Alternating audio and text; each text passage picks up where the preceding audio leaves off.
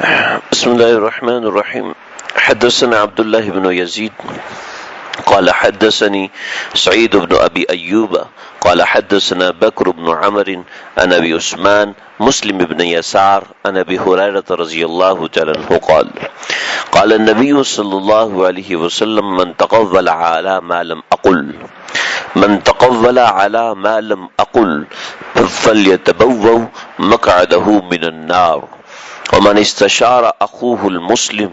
فأشار عليه بغير رشد فقد خانه ومن أفتى فتيا بغير ثبت قائمه على من أفتاه.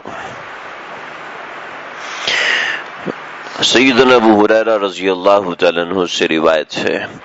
کہ نبی اکرم صلی اللہ علیہ وسلم نے ارشاد فرمایا،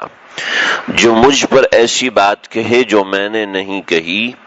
تو اسے چاہیے کہ اپنا ٹھکانہ آگ میں بنا لے، اور جس شخص سے اس کے مسلمان بھائی نے مشورہ لیا اور اس سے ایسا مشورہ دیا جو اس کے لیے بہتر نہیں تھا تو اس نے مشورہ لینے والے کی خیانت کی، اور جس شخص کو ایسا فتویٰ دیا گیا جو صحیح نہیں تھا پھر اس نے اس پر عمل کر دیا تو اس کا گناہ اسی پر ہوگا جس نے وہ فتویٰ دیا ہے۔ دو باتیں ہیں، ایک تو بغیر علم کے مسئلہ بتا دینا، اور ایک صحیح مشورہ نہ دینا، یعنی کہ جان بوجھ کے صحیح مشورہ نہ دینا، بغیر علم کے مسئلہ بتا دینا، بغیر علم کے قرآن و حدیث بتا دینا، یہ اتنا بڑا گناہ ہے کہ جس نے ایسا کر لیا تو فَلْيَتَبَوَّأْ مَقْعَدَهُ مِنَ النَّارِ، وہ اپنا ٹھکانہ جہنم میں بنا لے، جو آج کل بہت زیادہ عام ہے، بہت زیادہ عام ہے۔ جس کا جی چاہتا ہے قرآن اٹھا کے درس دینا شروع کر دیتا ہے، ترجمہ پڑھ کے اس کے اندر اپنا خیال بتانے چلنا شروع ہو جاتا ہے، اپنی رائے بتانا شروع ہو جاتے ہیں، کمپٹیشن کے اندر آ جاتا ہے کہ مولوی لوگ غلط بیان کرتے ہیں، یہ دیکھو یہ مطلب ہے، نہ خود حدیث کا پتہ نہ قرآن کا پتہ، اور اپنی مرضی کے مسائل اس کے اندر بیان کرنا شروع کر دیتے ہیں۔ جیسے ایک صاحب مجھ سے ملے، کہنے لگے جی یہ واقعہ ایک کتاب سے پڑھ کے سنایا، دیکھو یہ واقعہ اور یہ آیت دونوں میں آپس میں اختلاف ہے، چنانچہ یہ جو واقعہ ہے یہ غلط ہے۔ چنانچہ میں نے کسی مولوی صاحب سے پوچھا، وہ بھی چپ ہو گئے، تو میں نے صحیح کیا، میں نے کہا آپ نے بالکل غلط کیا۔ قرآن کو آپ نے کسی واقعے سے جو مقابلے میں لے کر آئے اس کے اندر کسی ایک طرح کی دلالت ہونی چاہیے۔ کسی بھی چیز کو قرآن سے پرکھنے کے لیے تین قسم کی دلالت ہوتی ہے، دلالت تضمنی، دلالت التزامی اور دلالت تضمنی، دلالت التزامی اور دلالت ایک اور دلالت، تین طرح کی دلالت میں نے ان کو یہ بتایا۔ دیکھیے تین طرح کی دلالت میں سے کوئی ایک التزامی، ایک تضمنی، ایک التزامی اور ایک اور، تو ایک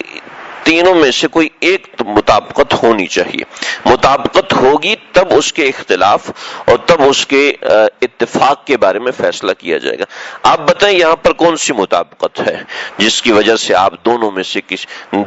کسی ایک کو غلط ہونے کا ثبوت مانگ رہے ہیں، اور ظاہر بات ہے قرآن تو غلط ہو نہیں سکتا۔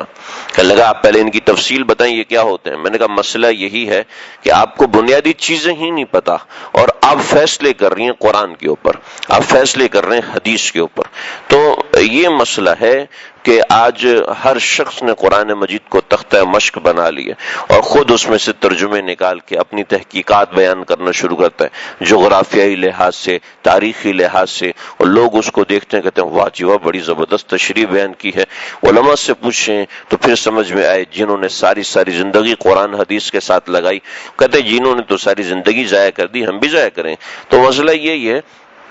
کہ جب کسی چیز کا علم نہیں ہے اور اس کے اوپر فتویٰ دینا شروع کر دے تو ظاہر بات ہے وہ تباہ کرے گا۔ چنانچہ یہی ہے نبی کریم صلی اللہ علیہ وسلم نے ارشاد فرمایا کہ اس نے اپنا ٹھکانہ جہنم میں بنا لیا کہ جو اپنی طرف سے کوئی بات دین کے اندر شامل کر رہا ہے، اور اپنی طرف سے شامل کرنا یہی ہے کہ نہ قرآن کا پتہ اور نہ حدیث کا پتہ ہے، محض ترجمے دیکھ کے اپنی تحقیقات پیش کر رہے ہیں، بغیر علم کے فتوے دے رہے ہیں، بغیر علم کے مسئلے بتا رہے ہیں. کہتے ہیں ہم فتوے نہیں دے رہے، ہم تو ایک بات بتا رہے ہیں. فتوے بھی دے رہے ہیں اور بات بھی بتا رہے ہیں، وہ ایک فتویٰ ہی کہلاتی ہے جو قرآن کی بات ہے، جو حدیث کی بات. اس کے سامنے جماعت علماء ساری غلط ہے. اور ایک مسئلہ ہے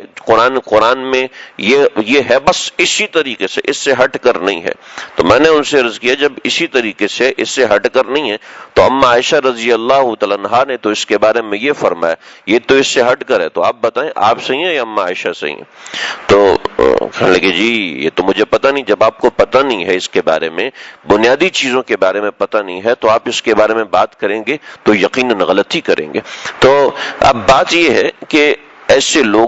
لوگ چونکہ خود نہ بنیاد پڑھتے ہیں اور نہ دوسروں کی بنیاد کے اوپر جاتے ہیں، محض سطحی چیزوں کو لے کر مقابلے بازی کرنے لگتے ہیں اور لوگوں کو بھی اچھی لگتی ہیں. نبی کریم صلی اللہ علیہ وسلم نے فرمایا فَلْيَتَبَوَّأْ مَقْعَدَهُ مِنَ النَّارِ. پھر دوسرا، کسی نے مشورہ لیا تو اس کو غلط مشورہ دیا. وہی غلط مشورہ کی دو صورتیں میں ذکر کر چکا. نمبر ایک تو اس کو آتا نہیں تھا،